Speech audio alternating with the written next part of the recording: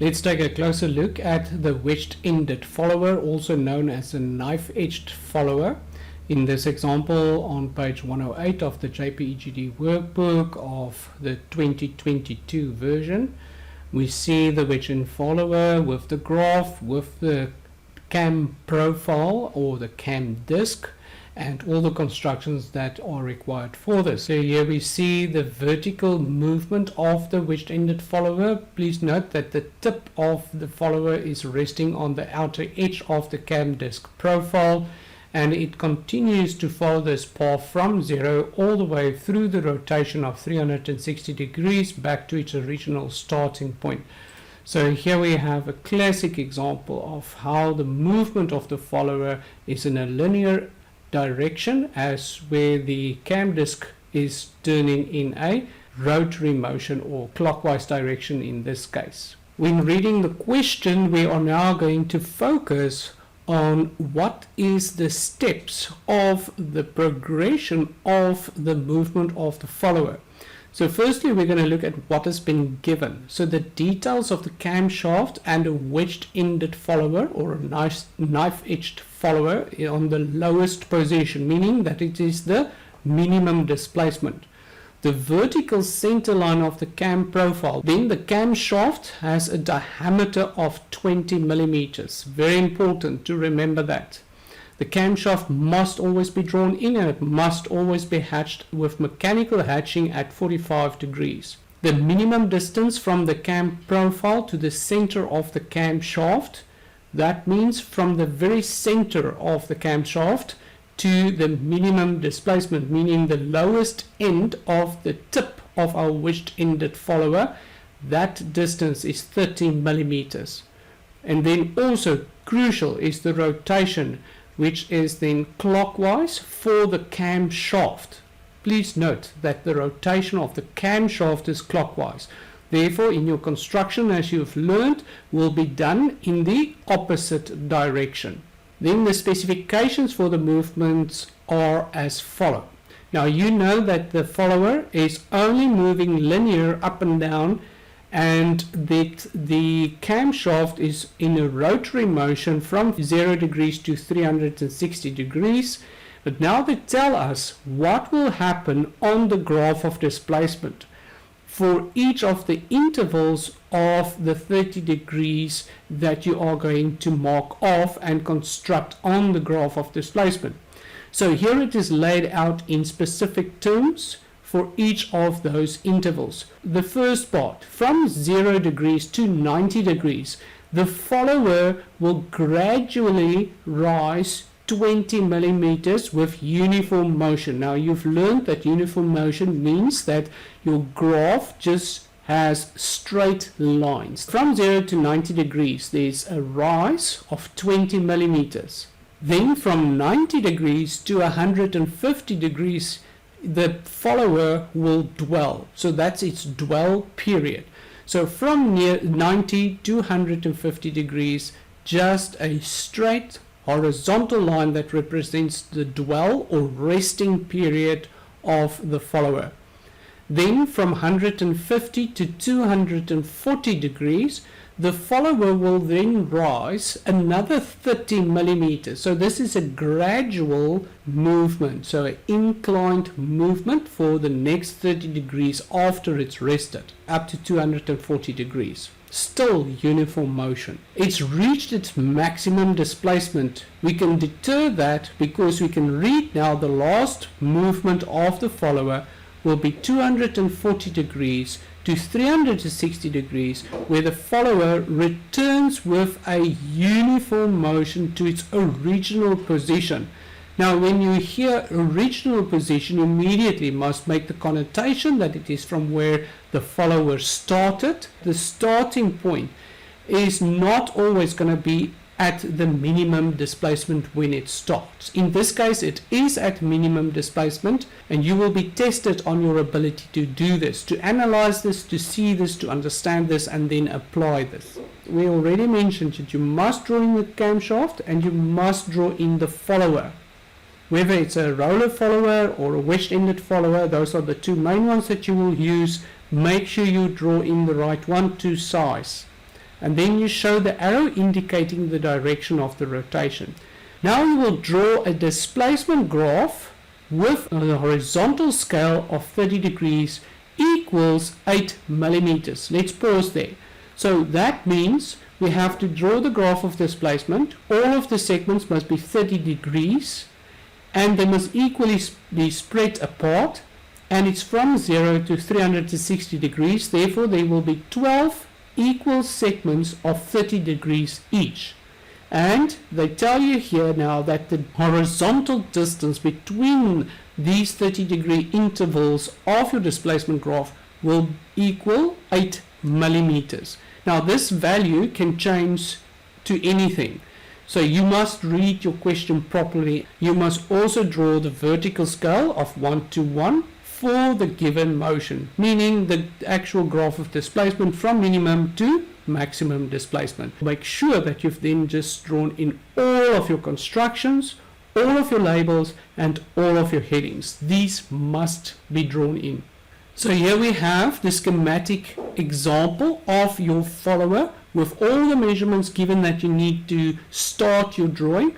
So in an exam, this is all that you will get. You must redraw all of this onto your starting point in your workspace or drawing space.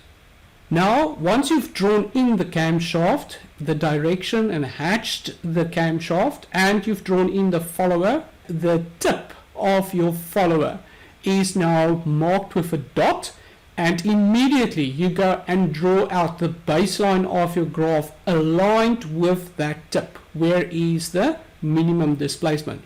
The only thing that they have left out here that you must add, if you've listened carefully to the previous lessons, is that you need to draw in a circle at the minimum displacement all around at 360 degrees to show where that minimum displacement would be for the full 360 degrees. What they have done correctly here was they also drew in the maximum displacement. So they have drawn in the circle for the maximum displacement throughout the full 360 degrees. So that's this orange circle that you see on the outside. And you will also see they then immediately after that have gone and drawn in the top line of your graph of displacement, which is the maximum displacement, and they've projected that through to your full displacement graph. And then they have divided the circle into 12 equal segments, and they have labeled the degrees in the opposite direction than that of the turn of the camshaft. All cams work like this. Your constructions labels for degrees must always be labeled in the opposite direction of the turn of the camshaft. And then lastly, we will go to our graph of displacement, and you will make sure that you have labeled now those 8 millimeter distances 12 times with your 30 degree intervals from 0 to 30 to 60 all the way onward to 360 degrees. And then you would have drawn vertical construction lines from each one of those 30 degree intervals to the maximum displacement as shown here. Also note, you have to write the motion or the movement of the follower, which in this case at the top of your graph is labeled uniform motion. Then underneath the labels where you have indicated the 30 degree intervals, you must write displacement graph as a heading to indicate that that's your displacement graph, and then underneath that the scale, in which case this would be a scale of 8 millimeters equals 30 degrees, and everything as you see it there must be written out. The full scale and 8 millimeters equals 30 degrees. Any writing that you do as any labels or headings must be done in capital letters, as we refer to it as printing, so it's capital letters. Once you have done that, you're going to go now and start to continue to draw in on the displacement graph what you have read in the question. So the question clearly stated that the movement of the follower is from 0 to 90 degrees. It's going to gradually increase and that means that it's going to rise now from 0 to 90 degrees 20 millimeters. So by the time that it reaches 90 degrees, it would have reached a height of 20 millimeters, and that's where you see the indication here, and you will mark off the reference points on each of the degrees at the 30-degree intervals where it intersects at 0, 30, 60 and 90 degrees. You must draw in that small little reference point. You're going to go and project now from each one of those reference points out to your vertical center line of your cam disk profiles construction. Those light construction lines, as you can see here with the arrows, so you know that your arrows are just showing you that you must project from your graph of displacement all the way to the vertical center line of the cam disk profiles construction, and then you will take your compass, place your compass at the center of the camshaft and stretch it to each of these heights individually and project them to the degrees of your construction that correlates with the degrees on your graph. Therefore, if you in your graph of displacement has gotten the 30 degrees indicated here with the height projected to your vertical center line, you will then go and take your compass and project that now to the 30-degree interval on your construction on the cam disk profile. And then you will do the same with the 60 degrees, project that to the vertical center line with your compass, project that arc to the 60-degree increment on your construction of the cam disk, and then the same with 90 degrees, and you will project that now to 90 degrees. And this you will do with all of the references, all 12 of them, throughout your full cam disk profiles construction. Please make sure that the constructions are clearly visible. They must be light construction lines, but they all must be clearly visible. You do not have to draw in the arrows as indicated on this illustration. That is just to help you explain. You must have obviously the turn of the camshaft drawn in. You must not draw in the arrows on this construction. Now that we know that from 90 degrees to 150 degrees the follower is in rest, or it is dwelling in that 60-degree increment, we are now going to take that from our vertical center line and just continue our projection with our compass to the 120 and then also the 150 degrees. But we will still indicate the reference point of the height of the follower at 120 and 150 degrees. We will look at our question again, and then from 150 degrees it is going to gradually rise now to 180, 210 and 240 degrees. So for those increments we will now have the height of 180 degrees, and this increment here we will project that again to our vertical center line first, and then draw with our compass the radius all the way around to 180 degrees and indicate the reference point. The 210 degrees we do the same, but look at what we are doing now. We are taking the shortest route for our construction. So instead of going all the way to the left, we have a shorter route to draw our construction to make it look neater. So therefore from the center of the camshaft we're going to take that height and draw now to the right hand side that height reference to 210 and indicate the reference point.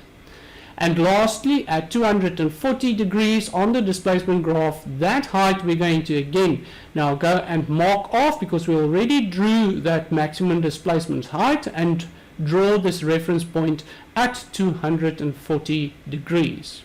And on the question, the last part of the movement of our follower from 240 degrees all the way back down to 360 degrees, where it's going to have a steady fall. We know that now at 270, 300 and 330 and lastly 360 we will draw in the reference points on our graph displacement, project that to the vertical center line as always, and then take each one of those to 270, 300 and 330 degrees, one after the other, and then back to 0 degrees. Once we have all of those reference points projected onto the 30 and 60 degree intervals on our cam disk profile, we just make a final check to see that the heights are projected correctly to our vertical center line and that all 12 of the reference points are in fact indicated. Our last step is to now use our French curve and then neatly and accurately connect the reference points with the French curve, drawing in a dark solid outline as the outline of the cam disk profile. And these can count up to 3 or 4 marks, so make sure that they do go through the reference points. Your bubble will go outward in a convex method, so please make sure that that is drawn in neat and accurate and also draw dark solid lines.